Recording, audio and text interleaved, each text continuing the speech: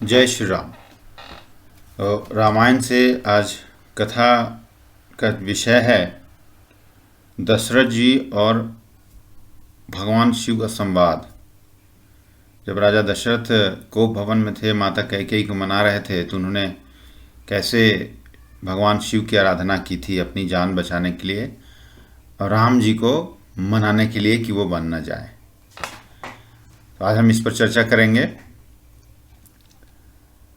राजा दशरथ विक्षिप्त अवस्था में हैं, बहुत दुखी हैं। माता कैकेयी के खुले केश और वो नाराज अलग बैठी हैं और जिद कर रही हैं महाराज को अपने वचन निभाने की, और उन्हें बाध्य कर रही हैं कि महाराज अपने वचन निभाएं।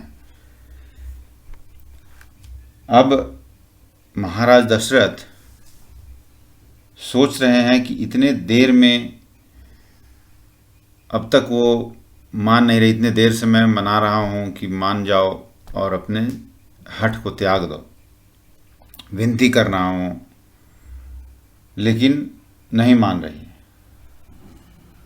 तो उन्होंने सोचा कि अब मुझे भगवान शिव की आराधना करनी चाहिए, उनसे ही मदद लेनी चाहिए।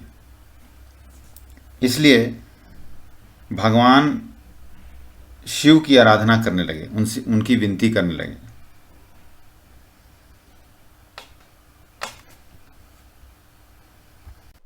और यह महाराज दशरथ कोप भवन में ही भगवान शिव जी की सुमिरन करने लगे।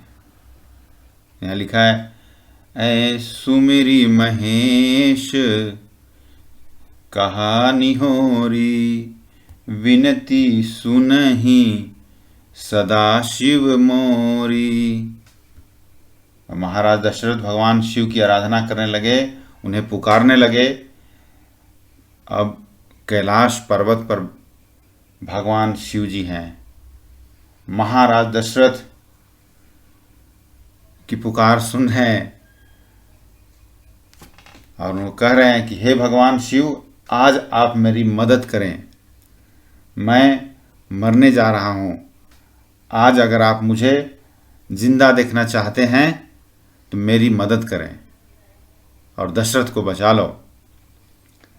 आज दशरथ प्रार्थना कर रहा है, आपसे मेरी प्रार्थना है। आज दशरथ संकट में है, फंस गया है, आज संकट से उबारो हे प्रभु। अब भगवान शिव कैलाश पर्वत पर हैं और जब महाराज दशरथ ने स्मरण किया तो भगवान शिव बैठे थे, वो तुरंत खड़े हो गए, अचानक खड़े हो गए। ये देखकर माता पार्वती अचानक जब खड़े हो गए तो माता पार्वती देखकर आश्चर्यचकित हो गई कि ये खड़े क्यों हो गए। और भगवान शिव ने कहा कि अब मैं जा रहा हूँ। तो उन्होंने कहा कहाँ जा रहे हैं?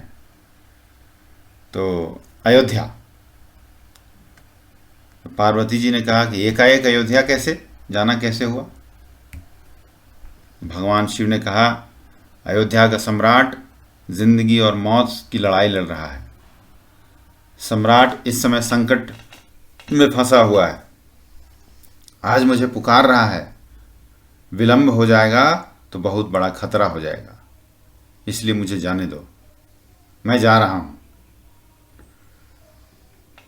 तो पार्वती जी ने पूछा कि महाराज, अयोध्या में इतना बड़ा संकट कहाँ है? तो उन्होंने कहा हाँ संकट है, मैं जाऊंगा। जब भगवान शिव वहां से चले और अयोध्या पहुंचे तो कोई उन्हें देख नहीं पाया। सीधा वो कोप भवन में पहुंचे और वहां माता कैकेयी भी थी और दशरथ जी थे। और कोप भवन में प्रवेश किया और माता कैकेयी मौजूद थी, लेकिन वो भगवान शिव को देख नहीं पाई, उन्हें दिखाई नहीं दे रहे हैं। इसका कारण यह है कारण यह है कि माता कैकेयी क्रोध में थी, उनकी आंखें जो हैं वो क्रोधित थी। तो क्रोध में भगवान नजर नहीं आते। अब महाराज दशरथ बेहोश पड़े हैं, उनकी आंखें करुणा से भरी हुई हैं, इसलिए वो देख पा रहे थे। तो जिसकी आंखों में करुणा होती है भगवान उन्हें दिखाई देते हैं। इसलिए क्रोध ही विनाश का कारण है। इसलिए आंखों में क्रोध नहीं, करुणा होनी चाहिए। करुणा से उन्नति होता है और क्रोध से विनाश। इसलिए सामान्य मनुष्य को भी क्रोध से बचना चाहिए। तो यहाँ भगवान शिव आ गए कोप भवन में। जैसे ही उन्होंने महाराज दशरथ को हाथों से पकड़ के उठाया, उनकी आंखें खुल गई। आंखें खुल गई और कहने लगे, आशुतोष तुम अवघड़दानी, आरती हरहु जन जानी। तो इसका मतलब होता है कि जब कोई व्यक्ति सामने आ जाए तो उन्हें संबोधन किया जाता है। तो भगवान शिव जी का है और एक नाम है आशुतोष। तो वो ये नाम लेकर उन्होंने, राजा दशरथ ने संबोधन किया और उन्हें तुम कहा, भगवान को तुम कहा। तो यहाँ तुम कहकर संबोधन किया। इसका कारण है कि वो अति व्यथित अवस्था में थे, जिंदगी और मौत की लड़ाई लड़ रहे थे।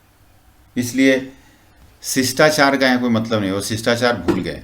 और ऐसी अवस्था में कोई शिष्टाचार का मतलब नहीं रह जाता है। और कहते हैं, तुम प्रेरक सबके हृदय, सोमति राम ही देव। तुम प्रेरक सबके हृदय, सोमति राम ही देव। बाबा, आज राम अयोध्या में ही रह जाए, वन न जाए, ऐसी राम की मति कर दीजिए, ये मेरी प्रार्थना है। वो कह रहे हैं महाराज दशरथ शिव जी से कि राम वन न जाए, अयोध्या में ही रहे, ऐसी उसकी मति फेर दीजिए।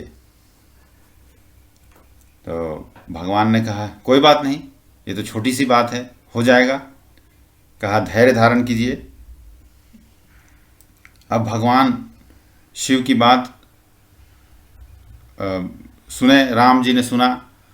और राम जी जो हैं भगवान शिव के हृदय में बैठे हैं। तो वो तो अभी भगवान शिव एक वचन देने जा रहे थे, और जैसे ही उन्होंने कहा कि धीरज धारण करो, ये छोटी सी बात है, काम हो जाएगा, अचानक भगवान शिव के हृदय में एक धक्का पहुंचता है। और वो कह ही रहे थे कि शिव जी बोल ही रहे थे कि अभी कह देता हूँ, तुरंत काम हो जाएगा, तुम धीरज रखो।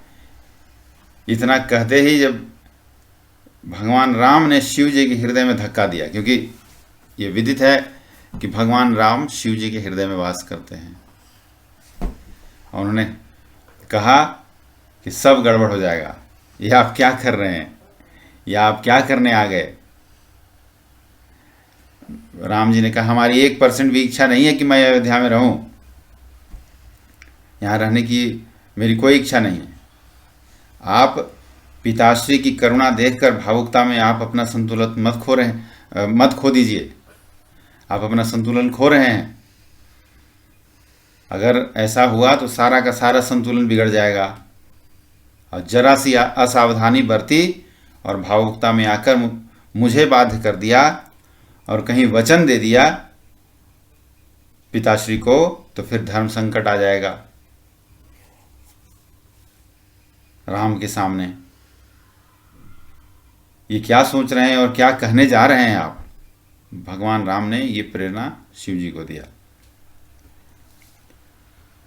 भगवान शिव सोच रहे हैं कि इससे अच्छा तो कैलाश पर्वत पर ही था, न आते तो ठीक था, यहाँ तो आके मैं खुद धर्म संकट में फंस गया। तो फिर भगवान राम से कहा कि आप मेरे प्रभु हो और मैं धर्म संकट में फंस गया हूँ, और मुझे इस धर्म संकट से आप निकालिए। भगवान शिव ने कहा कि आप मुझे इस धर्म से संकट से निकालिए, क्योंकि आपके पिताजी के सामने खड़ा हूं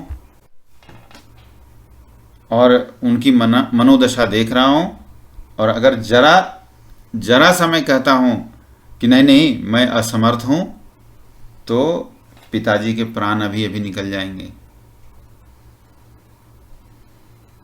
प्राण बचे हैं वो मेरे कारण बचे हैं कि उन्हें विश्वास है कि भगवान शिव आ गए हैं।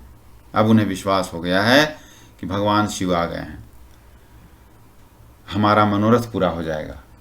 वो सोच रहे हैं कि जो मैं चाह रहा हूं वही होगा, लेकिन अब मुझे धर्म संकट से आप उबारो। भगवान शिव राम जी से विनती कर रहे हैं। भगवान राम ने कहा अब कैसे संभव होगा, कुछ समझ नहीं आ रहा है। तो उन्होंने कहा आप ही कुछ सलाह दो। तो शिव जी ने कहा कि सलाह आपको कौन देगा। कहा आप तो उन्होंने कहा कि एक काम करते हैं, आप तो पिताजी के हृदय में प्रवेश करो और ऐसी प्रेरणा दो कि उनका जो मन है राम अयोध्या में रहे, वो मन राम को वन में ले जाए, ऐसा प्रेरणा देना होगा, ऐसा मन हो जाए। और शिव जी ने कहा कि बाहर से मैं कुछ करता हूँ। सो उन्होंने कहा कि हृदय के अंदर आप चले जाओ और बाहर से मैं कुछ करता हूँ।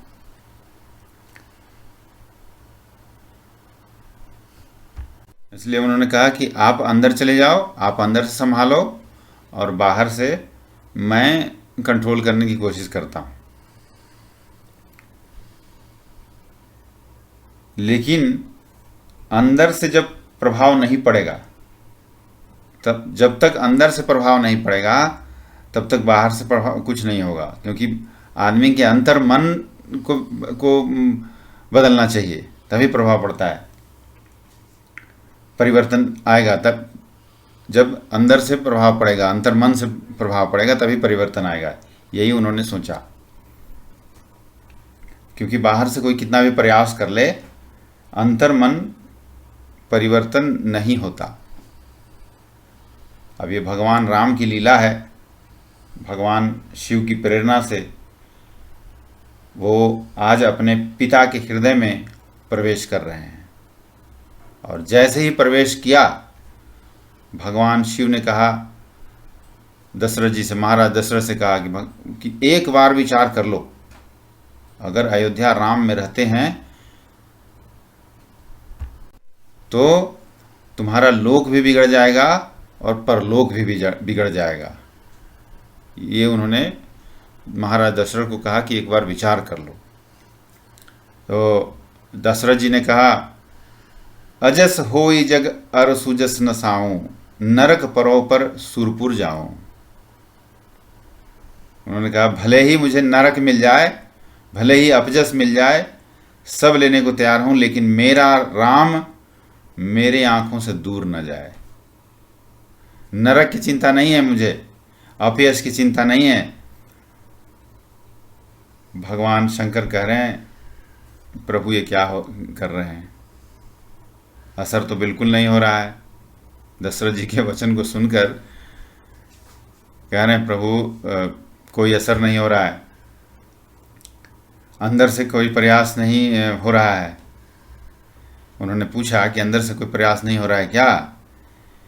यहाँ तो इन्होंने लोक परलोक को भी दांव पर लगा दिया। तो भगवान राम बोले प्रयास कर रहा हूँ थोड़ा, लेकिन थोड़ा समय लगेगा।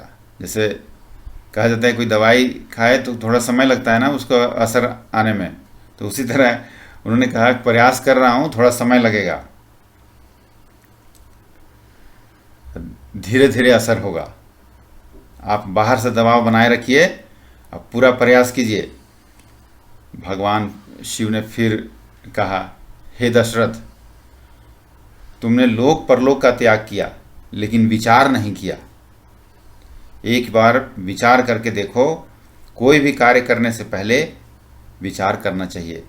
थोड़ा विचार कर लो अच्छा, विचार की मुद्रा क्या है? जब आदमी विचार करने लग जाता है तो उस विचार की मुद्रा में आंखें बंद हो जाती है। आंखें बंद होती हैं तो अंदर में जो होता है वो दिखाई देने लगता है, बाहर का नहीं। और जैसे ही महाराज दशरथ ने आंखें बंद की, इधर भगवान ने हृदय में रील फिट कर दिया। रील फिट कर दिया, और उन्हें, जैसे रील फिट करने से क्या होता है, मूवी देखने लग जाते हैं, उसी तरह भगवान राम ने हृदय में रील फिट कर दी। अब महाराज दशरथ के अंदर एक रील चलने लगी। और वो रील कौन सी थी? तो बोले, शिवी दधीचि हरिश्चंद्र नरेश, सहे धर्म हित कोटि कलेश। शिवी दधीचि हरिश्चंद्र नरेश, सहे धर्म हित कोटि कलेश। अब महाराज दशरथ को महाराज शिवी दिखाई दे रहे हैं, और वो परमार्थ के लिए शरीर के 1000 टुकड़े करवा रहे हैं। महाराज शिवी एक साधारण सी पक्षी की जान बचाने के लिए, साधारण सी पक्षी की रक्षा करने के लिए अपने शरीर के टुकड़े करवा रहे हैं। और वो किस लिए कर रहे हैं? अपने स्वर्णिम काया को आज कुर्बान कर रहे हैं, परमार्थ की रक्षा करने के लिए, धर्म और सत्य की रक्षा करने के लिए। अब महाराज दशरथ की आंखों में आंसू आ रहे हैं। महाराज दशरथ देख रहे हैं कि दधीचि ऋषि अपने अस्थि दान कर रहे हैं धर्म की रक्षा के लिए। महाराज शिवी कुर्बानी दे रहे हैं धर्म की रक्षा के लिए। उन्हें पत्नी से प्रेम नहीं है, पुत्र से प्रेम नहीं है, परिवार से प्रेम नहीं है, संपत्ति से प्रेम नहीं है, सिर्फ सत्य और धर्म से प्रेम है। महाराज श्री दशरथ का शरीर हिलने लगा, वो हिलने लगा उनका शरीर। सोचने लगे दशरथ, महाराज दशरथ अपने आप से सोच रहे हैं, अपने आप से बात कर रहे हैं। सोचने लगे कि दशरथ, तुम तो पुत्र, संपत्ति, परिवार सबसे प्रेम कर रहा है, लेकिन सत्य और धर्म से दूर हो रहा है।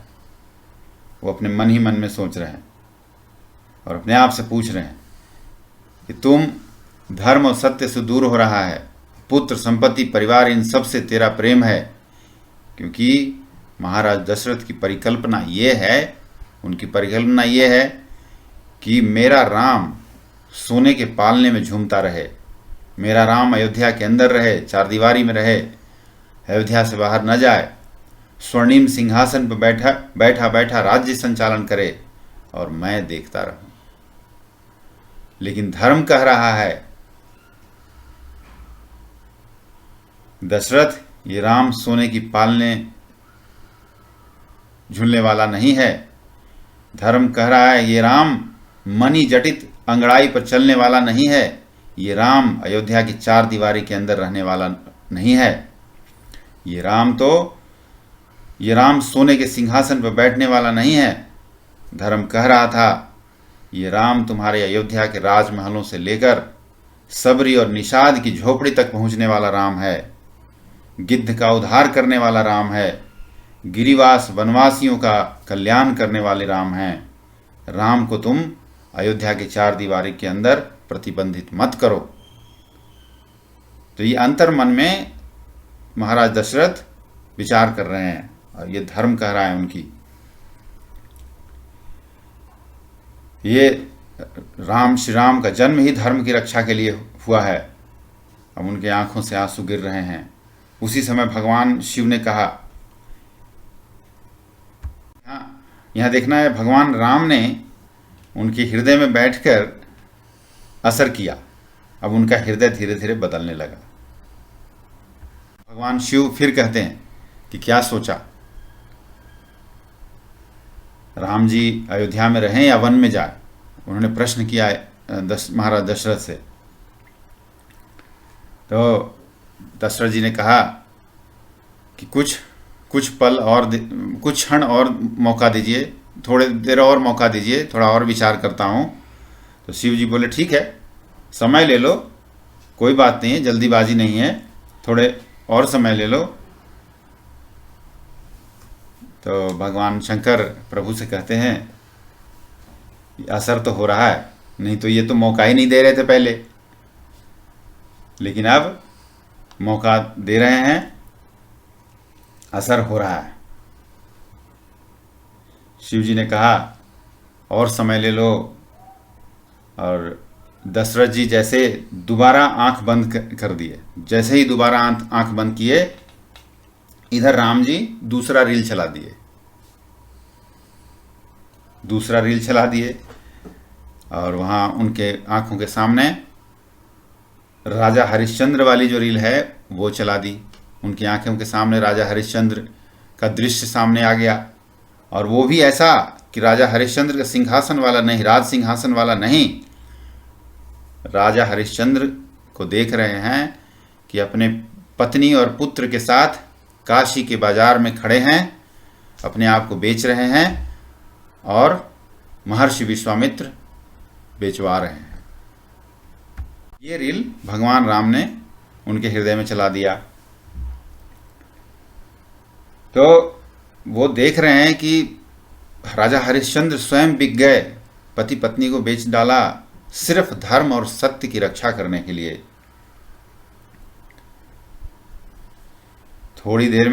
उसके बाद थोड़ी देर में महाराज दशरथ देखते हैं कि रोहित की लाश पड़ी है। रोहित राजा हरिश्चंद्र के पुत्र का नाम था।